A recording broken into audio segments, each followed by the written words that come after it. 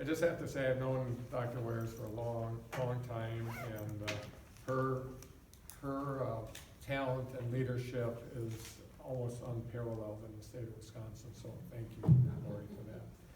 So, spent some time reflecting on my first year in office, and actually I am proud of the headway that we were able to make in reaching across party lines to solve some of the issues in our state. And you know, we look back and think about it during the budget, we, from a 10% tax cut for working families to the largest state investment in broadband in state history, to $500 million, billion with a B, dollars for our K-12 system, and of course the largest investment in transportation in a generation, while we also kept the borrowing for transportation to the lowest level ever. And so to me, those are significant bipartisan solutions that we've found and successes. So that's what people can do when they work together. And we're able to make some substantial headway on some critically important issues.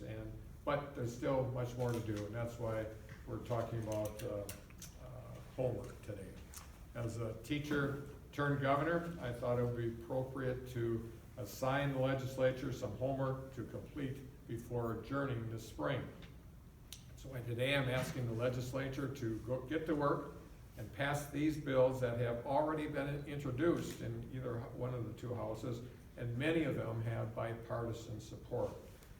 These bills tackle some of those pressing issues I know the people of Wisconsin care about, such as the capping of insulation co-pays, such as closing the dark store loophole that allows big box retailers to shift their property tax burden onto homeowners and small businesses.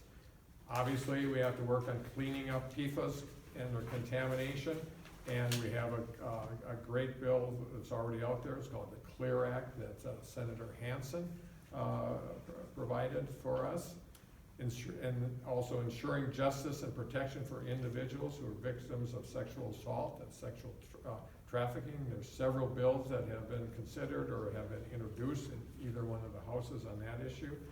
Obviously, homelessness is an issue in the state of Wisconsin, and again, we have money allocated for that purpose. We have several bills that are bipartisan and are stalled presently in the state Senate. We can get that done. And also reimbursing local municipalities when they hold special elections, such that will directly impact folks in this area, because the 7th Congressional District will be having a special election going forward. And we seem to have more and more of those going forward, and for small municipalities, or any municipality, the cost of that is extra, and I think the state should help shoulder that burden.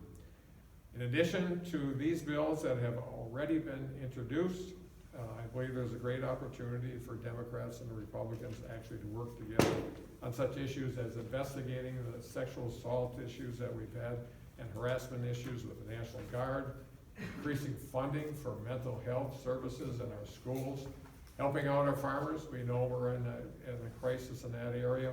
And also, as you know, I declared 2019 as the year of clean drinking water. And we still have great work to do there, and it'd be a great opportunity for Republicans and Democrats to get together.